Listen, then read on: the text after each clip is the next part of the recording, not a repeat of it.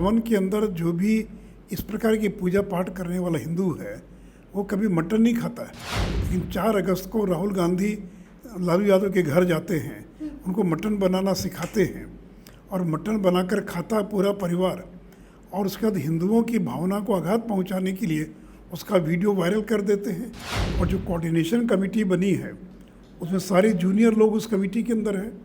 Coordination का काम ललन सिंह क्या करेंगे, राघव चड्ढा क्या करेंगे, या तेजस्वी यादव क्या करेंगे? अगर हिम्मत है तो मोहम्मद साहब के जन्मदिन की छुट्टी को रद्द करके दिखाएं। नमस्कार, हमारा नाम है समरीन और आपने देखना शुरू कर दिया है लाइव सिटीज़।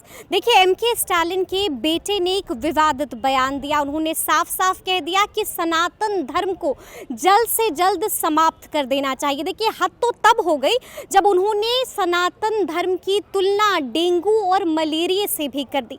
देखिए, आपको मालूम है कि इस मुद्दे के बाद खूब इस मुद्दे को लेकर सियासत भी हो रही है। और आज सुबह सुबह खबर आई कि राजद सुप्रीमो लालू प्रसाद यादव अपनी पत्नी राबड़ी देवी के साथ हरिहर नाथ के दरबार पहुंचते हैं। देखिए, अब इसको भी कई तरह से देखा जा रहा है और इसके भी कई सियासी मायने भी निकाले जा रहे हैं। तो हमने भी इस मुद्दे को लेकर बीजेपी के दिग्गज नेता सुशील कुमार मोदी जी से भी बातचीत की है। तो जरा सुनिए उन्होंने इस पर क्या कुछ कहा है।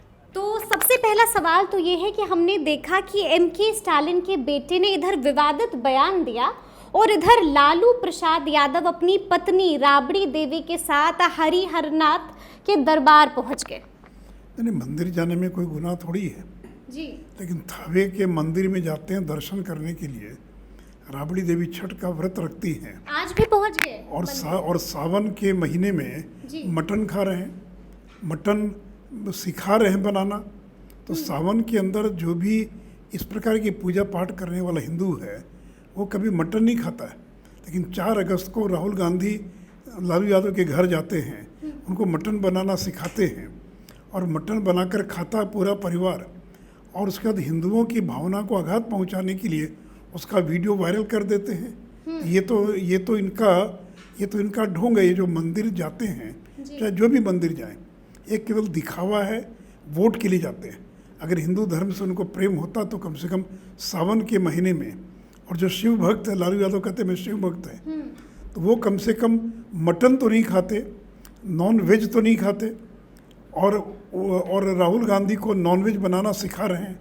तो यही तो उनका धार्मिक प्रेम है। ये दिखाता है कि राष्ट्रीय जनता दल हो, कांग्रेस हो, ये स्टालिन के बेटे ने जो बयान दिया है ये एक सोची समझी रणनीति का हिस्सा है। हिंदू धर्म को अपमानित करना, हिंदुओं को प्रताड़ित करना, और उसी रणनीति के तहत ये सारे लोग उनके पीछे खड़े। अभी तक कांग्रेस ने उनका खंडन नहीं किया है। कांग्रेस ने जो उदयनिधि हैं उनके बयान का विरोध नहीं किया। नीतीश जी ने चुप्पी साध रखी है, लालू यादव ने चुप्पी साध रखी है। तो कोई व्यक्ति इतने बड़े महागठबंधन का नेता और हिंदू धर्म को गालियां दे रहा है, कह रहा है कि इसको समूल नष्ट कर देना चाहिए, तो ये इनकी मानसिकता को दर्शाता है, ये हिंदू विरोधी मानसिकता को दर्शाता है। और ऐसे लोगों पर देशद्रोह का मुकदमा दर्ज किया जाना चाहिए। अच्छा, हमने देखा कि इंडिया की अब तीसरी बैठक भी संपन्न हो गई है। देखिए, लगातार बीजेपी के कई नेताओं ने कहा कि कुछ नहीं होने वाला है इंडिया गठबंधन का, लेकिन हमने देखा कि तीसरी बैठक भी हो गई और अब तो अगले महीने सीट शेयरिंग को भी लेकर तमाम चीज़ों जो है वो तय कर ली जाएंगी। तो बड़ा सवाल ये है कि अब इंडिया को एनडीए कैसे रोक पाएगा? इंडिया तो आगे बढ़ रही है। नहीं, हमको कोई किसी को रोकने की जरूरत नहीं हो, तो अपने आप जनता रोकेगी जी। और जनता ने उन लोगों को रोक दिया। ये तीसरी बैठक में लोगो भी लॉन्च नहीं कर पाए, कोई नेता का नाम भी तय नहीं कर पाए, कन्वेनर भी घोषित नहीं कर पाए, और जो कोऑर्डिनेशन कमेटी बनी है उसमें सारे जूनियर लोग उस कमेटी के अंदर हैं। केवल शरद पवार और स्टालिन को छोड़कर ललन सिंह उसके अंदर हैं, राघव चड्ढा उसके अंदर हैं। अरे भाई, कोऑर्डिनेशन कमेटी में तो कोऑर्डिनेशन उसमें लालू यादव को होना चाहिए था ना, उसमें नीतीश कुमार को होना चाहिए था, तो उसमें केसी वेणुगोपाल, उसमें राहुल गांधी को होना चाहिए था। कोऑर्डिनेशन का काम ललन सिंह क्या करेंगे, राघव चड्ढा क्या करेंगे, या तेजस्वी यादव क्या करेंगे? तो जूनियर लोगों को लेकर एक उन्होंने बना दिया, तो ये तो बैठक फेल कर गई। बैठक में अगली बैठक का डेट भी तय नहीं कर पाए, तो कम से कम एजेंडा क्या हो ये तो तय करते कि आगे का एजेंडा क्या होगा। तो देखिए, ये लाख मीटिंग कर लें, मीटिंग से कुछ निकलने वाला नहीं है। और ये बीजेपी और नरेंद्र मोदी का मुकाबला नहीं कर पाएंगे, क्योंकि अभी भी जो सर्वे हुआ, पीयू का सर्वे जो आया है, 74% लोग इस देश के नरेंद्र मोदी के पक्ष में, और राहुल गांधी के पक्ष में 15% लोग भी नहीं हैं। तो इतना बड़ा फासला है, केवल मीटिंग कर लेने से जनता एक नहीं हो जाती। जनता को मालूम है कि कौन प्रधानमंत्री बनेगा तो देश को स्थायी सरकार, एक बेहतर सरकार दे सकता है। अच्छा, हम लगातार देख रहे हैं कि के पाठक इन दिनों सुर्खियों में। अब तो के पाठक का डंडा सरकारी स्कूल की छुट्टियों पर भी चल गया और अब इधर जन्माष्टमी भी आने वाली है। मतलब अब बेदिल से ही सही, लेकिन शिक्षक एक बार फिर से जन्माष्टमी में भी स्कूल आएंगे। तो बड़ा सवाल ये है कि बीजेपी अब शिक्षकों के लिए क्या कुछ करने का सोच रही है? नहीं, मुझे हम लोग को क्या करना है, तो शिक्षकों को तय करना है ना जी। सवाल तो बच्चों का है ना, शिक्षक तो आएंगे ही, लेकिन कोई बच्चा जाएगा क्या? रक्षाबंधन पर सारे स्कूल बंद पड़े थे, कहीं कोई छात्र नहीं गया स्कूल के अंदर। अब तो जन्माष्टमी है, अगर हिम्मत है तो मोहम्मद साहब के जन्मदिन की छुट्टी को रद्द करके दिखाएं। भगवान कृष्ण की जयंती के जन्मदिन पर छुट्टी को रद्द कर दिया, लेकिन चेलुम की छुट्टी बरकरार है। हम मोहम्मद साहब और चेलुम की छुट्टी को रद्द करने के पक्ष में नहीं हैं, लेकिन आप अगर भगवान कृष्ण जो हिंदुओं के सबसे बड़े देवता हैं, उनके जन्मदिन की छुट्टी को रद्द करने की हिम्मत दिखाते हैं, तो मोहम्मद साहब के जन्मदिन की छुट्टी को भी रद्द कीजिए, तब तो समझ में आता है।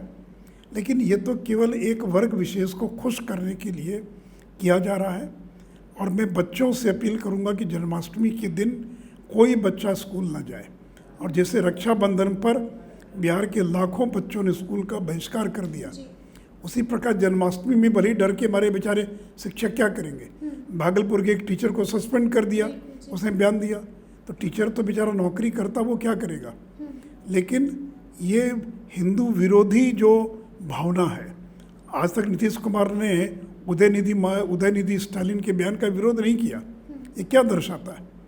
ये एक वर्ग विशेष का वोट लेने की राजनीति की जा रही है, और इसका परिणाम इनको अगले चुनाव में भुगतना पड़ेगा। एक आखिरी सवाल मेरा है कि तेजस्वी यादव ने कह दिया है कि 1 नेशन 1 इलेक्शन की क्या बात कर रहे हैं, 1 नेशन 1 इनकम की बात करें। पहले उसकी व्याख्या तो करें, क्या मतलब होता है? उनको कोई जानकारी है क्या? उनको राजनीति का ABCD नहीं आता, जो मन में आता बोल देते हैं। क्या मतलब है 1 नेशन 1 इनकम? उसकी व्याख्या तो करें कम से कम, तब ना कोई हम लोग रिएक्ट करेंगे उस पर। तो सुना आपने क्या कुछ कह रहे हैं सुशील कुमार मोदी। देखिए, साफ साफ कह दिया है कि लालू और नीतीश को जवाब देना होगा। तो अब देखना है कि आगे इस मसले पर क्या कुछ होता है। लेकिन इस तरह के तमाम अपडेट्स के लिए ऐसे ही हमारे साथ बने रहिएगा और देखते रहिएगा लाइव सिटीज। बहुत शुक्रिया।